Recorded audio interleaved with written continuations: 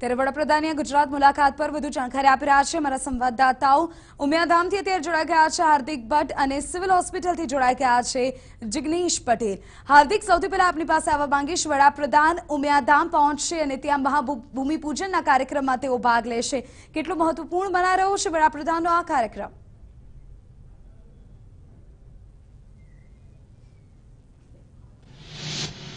અત્યારે અમે ઉમિયા વિશ્વ ઉમિયા ધામનું જે કાર્યક્રમનું સભા સ્થળ છે તે જગ્યા પર જ છીએ। તમામ તૈયારીઓ છે, અહીં તેને આખરી ઓપ આપી દેવામાં આવ્યો છે। અત્યારના દ્રશ્યો હું આપને બતાવવા માંગીશ, આપ જોશો તો આપને ખ્યાલ આવશે કે મોટી સંખ્યામાં પાટીદાર મિત્રો છે, પાટીદાર લોકો છે તે અહીં હાજર છે। ધીમે ધીમે હજુ પણ મોટી સંખ્યામાં લોકો આવી રહ્યા છે। જે સભા સ્થળ છે તે જગ્યા પર પણ લોકોની તૈયારીઓ છે તે તમામ પૂર્ણ થઈ ગઈ છે।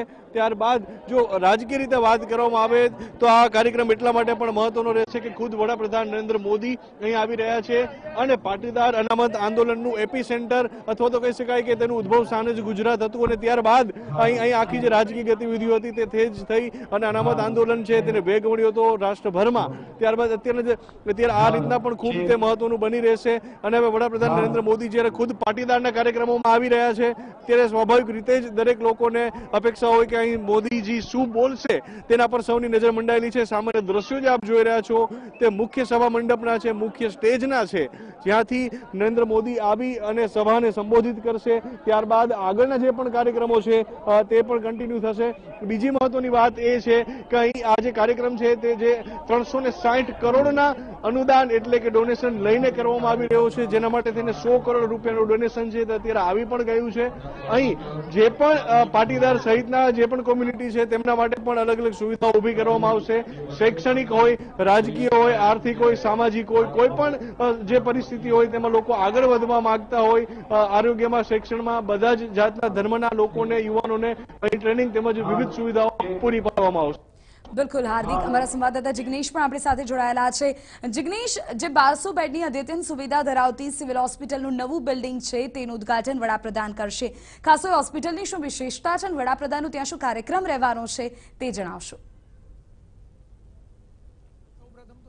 કે સિવિલ કેમ્પસમાં ટોટલ 4 નવા બિલ્ડિંગનું લોકાર્પણ નરેન્દ્ર મોદીના હસ્તે થવા જઈ રહ્યું છે, જેમાં 1200 બેડની હોસ્પિટલ છે કે જેમાં મહિલા અને બાળકો માટે 600 બેડ અને સુપર સ્પેશિયાલિટી માટે 600 બેડ એમ કરીને કુલ 1200 બેડની વ્યવસ્થા કરવામાં આવી છે। સાથે જ ડેન્ટલ હોસ્પિટલ તેમજ આંખની હોસ્પિટલ સાથે જ કેન્સર હોસ્પિટલના પણ નવા જે બિલ્ડિંગો છે તેનું પણ લોકાર્પણ વડાપ્રધાન કરવા માટે જઈ રહ્યા છે।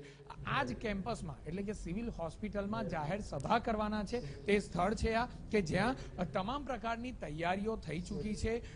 મોટી સંખ્યામાં અહીં કાર્યકર્તાઓ તેમજ નરેન્દ્ર મોદીના ચાહકો પણ અહીં જોડાશે, જેના કારણે અહીં તમામ પ્રકારની વ્યવસ્થા પણ કરવામાં આવી છે। સાથે જ સુરક્ષા વ્યવસ્થાનો પણ ચાપતો બંદોબસ્ત કરવામાં આવ્યો છે। જે વીવીઆઈપી આવશે તે માટે જે નેતાઓ આવશે, મંત્રીઓ આવશે, તેમના માટે પણ અલાયદી બેઠક વ્યવસ્થા કરવામાં આવી છે। સાથે જ મોટી સંખ્યામાં આવનાર તમામ કાર્યકર્તાઓને પણ સરળતાથી વ્યવસ્થા મળી રહે તે પ્રકારનું આયોજન સિવિલ હોસ્પિટલમાં કરવામાં આવ્યું છે। જ્યારે વડાપ્રધાન સિવિલ હોસ્પિટલમાં આવતા હોય ત્યારે કોઈ પણ પ્રકારની કચાશ ન રહી જાય તે પોલીસ ડિપાર્ટમેન્ટ હોય કે પછી સિવિલ હોસ્પિટલનો પ્રશાસન હોય, તમામ દ્વારા તમામ પ્રકારની બારીકાઈથી ઝીણવટભરી તૈયારીઓની નોંધ પણ લેવામાં આવી છે અને તૈયારીઓ કરવામાં આવી છે। ડેન્ટલ હોસ્પિટલમાં 360 જેટલા બેડ છે, ડેન્ટલ ચેર છે જેનું ઉદ્ઘાટન કરશે। સાથે જ આંખની હોસ્પિટલમાં 255 બેડ તેમજ કેન્સર હોસ્પિટલમાં લગભગ 500 થી વધુ બેડનો વધારો હવે થવા જઈ રહ્યો છે। એટલે કે જે દર્દીઓને જે અગવડ પડતી હતી તે હવે સરળતાથી સારવાર મળશે, અત્યાધુનિક સાધનોથી મળશે અને વહેલામાં વહેલી તકે મળશે તે પ્રકારનું આયોજન હવે સરકારી હોસ્પિટલમાં જોવા મળી રહ્યું છે। વિધિ, બિલકુલ જિગ્નેશ, આભાર આ તમામ જાણકારી બદલ। તો જે અલગ અલગ કાર્યક્રમો છે તેની તસવીરો આપના સુધી પહોંચાડી રહ્યા છે અને જાણકારી આપી રહ્યા છે કે આ પ્રકારનો આજનો કાર્યક્રમ વડાપ્રધાનનો રહેશે।